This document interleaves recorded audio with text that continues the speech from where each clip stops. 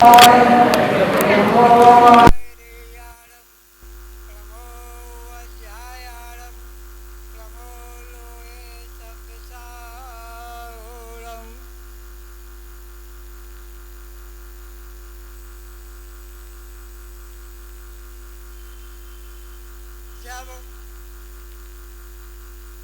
भगवान आदिनाथ पैदा नहीं हुए थे उससे पहले उनके पिता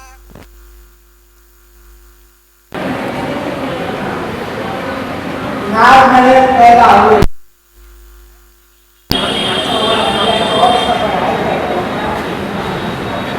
नाग नरेश पैदा हुए।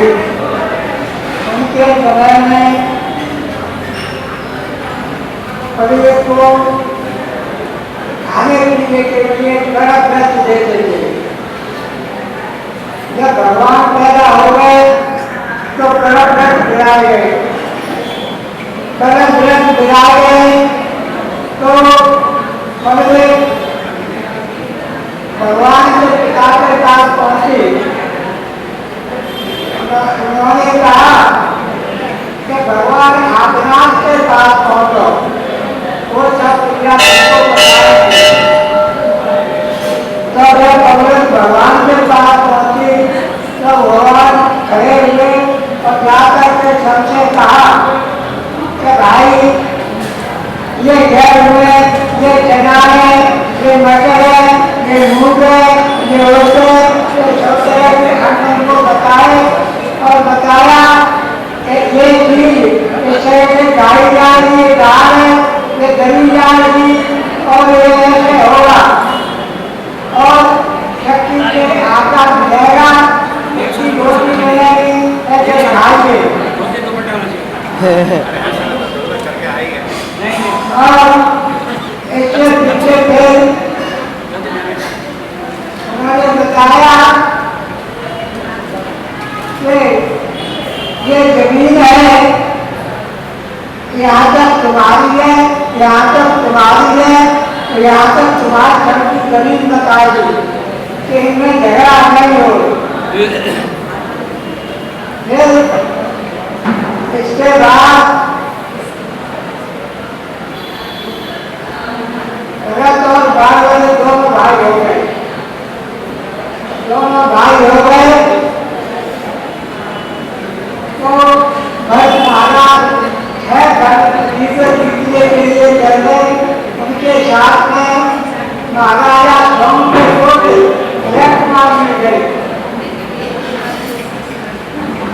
तो अब 6 घंटे जीत करके जब वापस लौट के आए तो उनका चक्र 8 सालों प्रवेश नहीं कर रहा था। उन्होंने कहा भाई चक्र कैसे प्रवेश नहीं कर रहा है, मैंने 6 घंटे को जीत लिया और कौन रह गया है। तो उनके मंत्री बोले महाराज आपने 6 घंटे को जीत लिया लेकिन अपनी भाई को नहीं जीता है। तब उन्होंने बाबूजी को बुलाया। बाबूजी नहीं आए। उन्होंने कही भाई के नाते से नमस्कार कर सकता हूँ, अगर चक्रवर्ती नमस्कार करो तो नहीं करूँगा। अगर तुझे चक्रवर्ती को नमस्कार नहीं करना है, चक्रवर्ती को नमस्कार नहीं करना है तो युद्ध करने के लिए आया।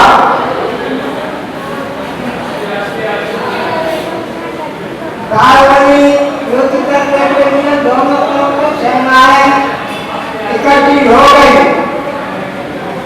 मंत्री बोले भाई ये तो दोनों चलो चली है, दोनों मोर्च काबिल है, इनका क्या मिलेगा? लड़ाई होगी तो पब्लिक मारी जाएगी, इसलिए इन दोनों को ही आपस में लड़ा दो। तब उन्होंने दोनों भाइयों के लिए 3 युद्ध ठहराए, जल युद्ध, मल्ल युद्ध और दृढ़ युद्ध। तो बारहवीं थोड़े लंबे थे,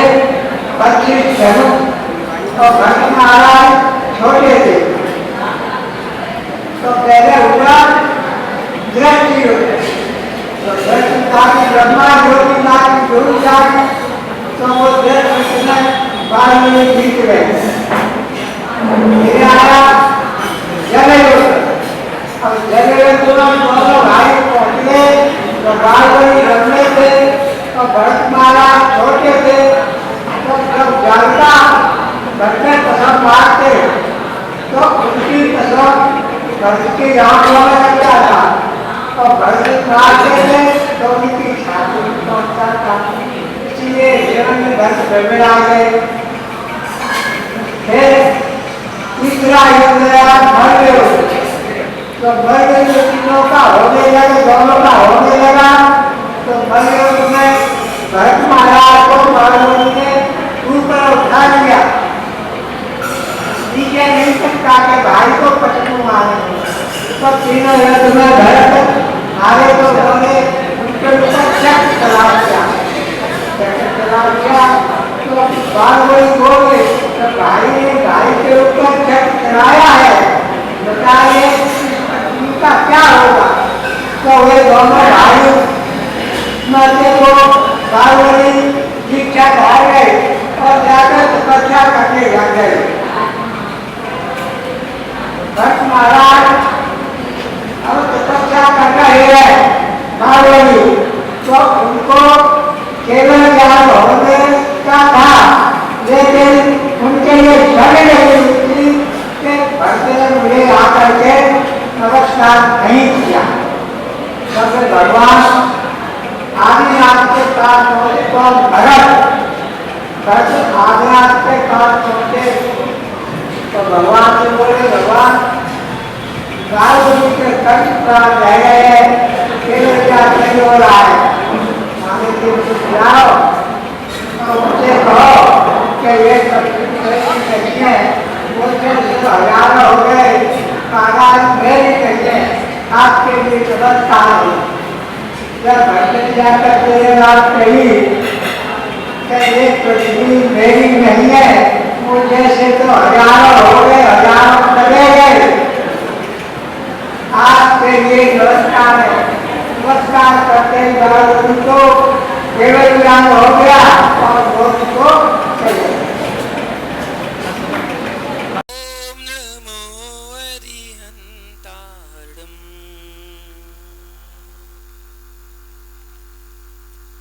ओम नमो सिरिसेंतारम।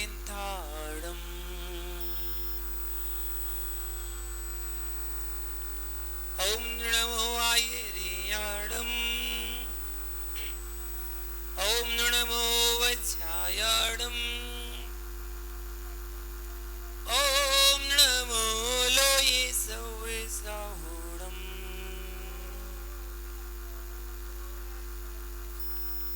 जय बोलो नंदानंद सिद्ध परमेष्ठी भगवान की। मूल नायक श्री पार्श्वनाथ भगवान की। परम पूज्य गुरुदेव गणाचार्य से विराग सागर जी महामुनि राज्य की। परम पूज्य श्रोमणी आचार्य से विशुद्ध सागर जी महामुनि राज्य की। अहिंसा में विश्व धर्म की।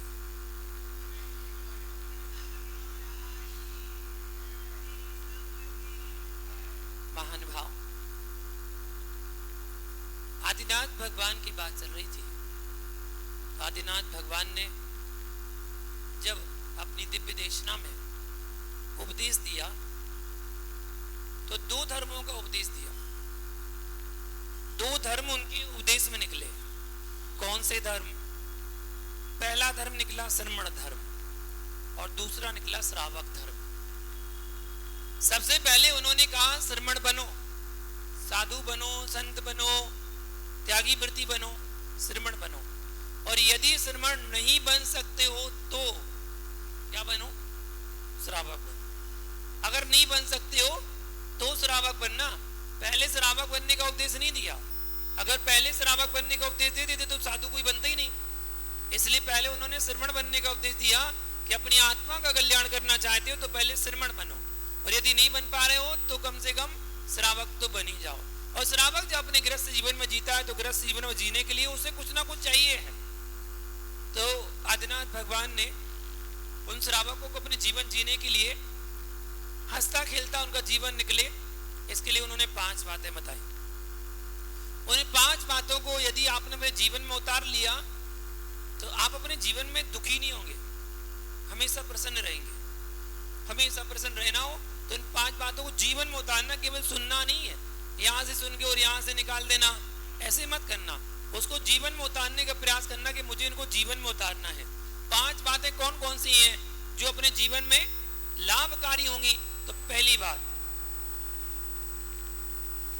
अपने को बदलो, दूसरे को बदलने की कोशिश मत करो। ये पहली बात, ये पहली बात है। पहली बात को ही समझ लो। हम आज दूसरों को बदलने की कोशिश करते हैं, दूसरा बदल जाए, दूसरा बदल जाए, वो ऐसा करे, वो ऐसा करे, वो ऐसा करे। पहले तुम तो सही हो जाओ, तुम क्या कर रहे हो। हम आज देखना, हमारी बचपन से यही आदत हुई है। हमने दूसरों को देखा है, अपने आप को नहीं देखा। दूसरों को देखा है, दूसरा क्या कर रहा है, दूसरा क्या कर रहा है उसको देखा। जब बचपन में पढ़ते थे तो दूसरे की कॉपी देखते थे, उसने कितना कर लिया, हमने कितना करा, दूसरे को देखा। फिर थोड़े आगे बढ़े, व्यापार में आ गए तो बगल वाली दुकान पर देख रहे कितने ग्राहक आ गए, अपने वाले पर नहीं देख रहे। हमने बचपन से दूसरों को देखा। आपको प्रैक्टिकल करके बताऊं? प्रैक्टिकल देखिए। अच्छा बताइए, मुनिराजों के कितने मूल गुण होते हैं? बताओ, मुनिराज के कितने मूल गुण होते हैं? ज्यादा नहीं बढ़ाओ, कमी पालन कर लो। कितने मूल गुण होते हैं? 28। बहुत बढ़िया। चलो बताओ, श्रावक के कितने होते हैं? हो गए कंफ्यूज? कोई कह रहा 6, कोई कह रहा 8, कोई कह रहा 12। मतलब आपको अपने मूल गुण नहीं पता। क्यों? बचपन से दूसरे को देखा ना। बचपन से किसको देखा? दूसरे को देख रहे हैं, और दूसरे को देख रहे हैं। तो मुनिराज के मूल गुण तो याद है, अपने मूल गुण याद नहीं है। अपने में कंफ्यूज हो रहे, क्या 6, एक कह रहा 8 है, एक कह रहा 12 है, एक कह रहा 11 प्रतिमा होती है। मतलब अपने मूल गुण याद नहीं है। सोचो जरा, क्यों? रीजन यही है ना। हमने क्या पूछा, क्यों नहीं होते? तो मतलब आप श्रावक ही नहीं हो, आप श्रावक हो ही नहीं है। जब आपको अपने मूल गुण के नाम नहीं पता, बताओ, जब आपको अपने मूल गुण की काउंटिंग नहीं पता तो उनके नाम क्या पता होंगे, और जब नाम नहीं पता तो उनका पालन क्या करते होगे, और जब पालन नहीं करते तो तुम श्रावक कहलाने के अधिकारी नहीं हो, श्रावक हो ही नहीं है। वैसे आपके यहाँ श्रावक कोई है ही नहीं है, एक आध तो होंगे बस। आप लोग सब श्रावक हैं? आप लोग सब श्रावक श्रावी का है? झूठ मूठ के जबरदस्ती है, कोई नहीं है। मुझे तो एक ही तो दिख रहा है बस। श्रावक को मतलब समझते हैं? आचार्यों ने श्रावक की 3 कैटेगरी की हैं, उत्तम, मध्यम, जघन। जघन श्रावक वो कहलाता है जो पहली प्रतिमा से 6वीं प्रतिमा धारण करता है, वो जघन्य श्रावक। और 7वीं से 9वीं प्रतिमा धारण करने वाला मध्यम श्रावक, और 10वीं 11वीं प्रतिमा धारी उत्कृष्ट श्रावक कहलाता है। आप कौन से नंबर के हो? कौन सी कैटेगरी में आते हो? जघन्य में, मध्यम में, उत्कृष्ट में? कौन से में आते हो? कोई कैटेगरी नहीं है, कोई कैटेगरी नहीं है। तो फिर आप श्रावक कहलाने के अधिकारी नहीं हो। हम दूसरे को देख रहे हैं। कल बताया था ना, प्रैक्टिकल देखो, देखने मिलता है प्रैक्टिकल। कल बताया था, इसलिए आज प्रैक्टिकल देखने मिल रहा है आपको। अच्छा,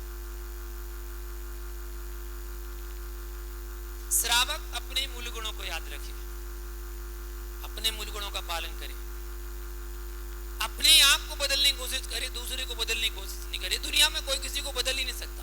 हम आपको बता सकते हैं, हम आपको समझा सकते हैं, हम आपको जिनवाणी दिखा सकते हैं, लेकिन बदलना किसको है? अपने आप को। आप मानने को तैयार ही नहीं हो, आप मानने को तैयार ही नहीं हो तो कैसे बदलोगे? बदलना किसको है? अपने आप को। हम केवल आपको बता सकते हैं ये चीज सही है, ये चीज गलत है, ऐसा करना चाहिए, ऐसा नहीं करना चाहिए। हम आपको बता सकते हैं। कोई भी विद्वान, कोई भी पंडित, कोई भी आचार्य, कुछ भी आपको बता सकता है। बदलना किसको है? अपने आप को। अपने आप को ही बदलना है। और जिसने अपने आप को बदल लिया, अपनी दृष्टि बदलो, सृष्टि आपको हमेशा बदली नजर आएगी। आपकी दृष्टि खराब है तो सब कुछ आपको खराब ही नजर आएगा। द्रोणाचार्य ने एक बार दुर्योधन से कहा, ले जाओ इस सृष्टि में ऐसे व्यक्ति को लेकर आओ जो गुणों से भरा हुआ हो, जिसके अंदर कोई अवगुण ना हो, ऐसा व्यक्ति लेकर आओ। हो गया, पूरे में देख कर आ गया। बोले गुरुजी कोई नहीं है, कोई नहीं मिला। बोले नहीं कोई नहीं है। अच्छा, तभी युधिष्ठिर से कहा, युधिष्ठिर जाओ एक ऐसे व्यक्ति को लेकर आओ जिसके अंदर अवगुण ही अवगुण भरे हो, कोई गुण हो ही ना। अच्छा, गए युधिष्ठिर, सब जगह देख के आ गए, कोई नहीं मिला। ये तो कमाल की बात हो गई। तीसरे शिष्य ने कहा, बोले गुरुजी ऐसे कैसे हो सकता है, इनको कोई गुणी व्यक्ति नहीं मिला, इनको कोई अवगुण ही नहीं मिला। ऐसा क्यों? बोले हो सकता है। बोले क्यों, कैसे? बोले बस जिसकी दृष्टि अच्छी होती है उसको सृष्टि अच्छी नजर आती है, और जिसकी दृष्टि खराब होती है उसको सृष्टि खराब नजर आती है। अपनी दृष्टि बदलो, अपने आप को बदलो, दूसरे को बदलने की कोशिश मत करो। दूसरी बात, अपना काम स्वयं करो, दूसरे पर मत डालो।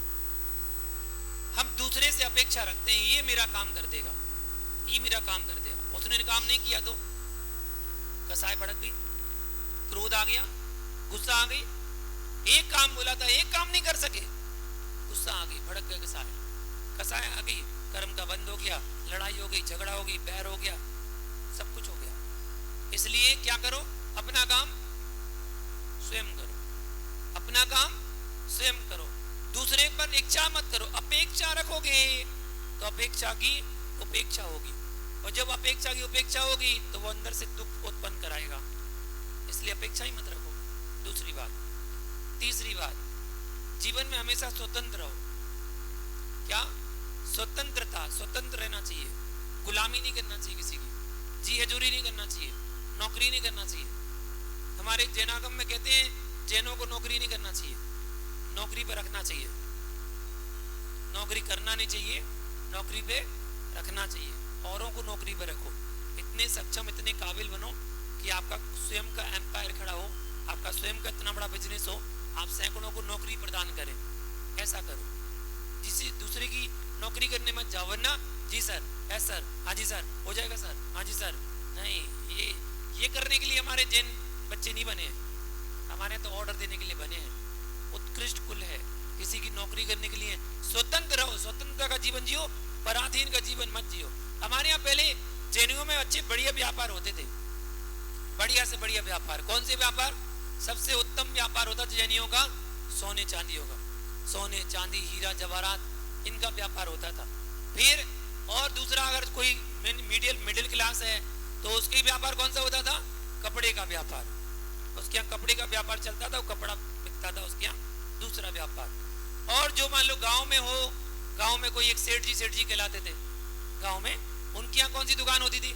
किराने की दुकान या आड़त की दुकान, ये गेहूं चावल आदि अनाज के, बस यही व्यापार होते थे जैनियों के, और कोई व्यापार नहीं होते थे। तभी पूरे नगर में, पूरे गांव में सेठ जी के नाम से जाने जाते थे। जैन लोग क्या नाम से जाने जाते थे? सेठ जी के नाम से। अच्छा, एक बात और बताओ, कभी आपने सुना हिंदू साहब, हिंदू साहब, मुस्लिम साहब, सिख साहब, ईसाई साहब, बौद्ध साहब सुना? जैन साहब जरूर सुना होगा, जैन साहब जरूर सुना होगा। जैन के साथ क्या जोड़ा जाता है? साहब, जैन साहब, और किसी के साथ साहब नहीं जोड़ा जाता है। जैन तो साहब होते हैं। जैन कौन होते हैं? साहब होते हैं। इसलिए स्वतंत्र रहो, किसी की गुलामी मत करो, पराधीनता का जीवन मत जियो, स्वतंत्रता का जीवन जियो। ठीक है।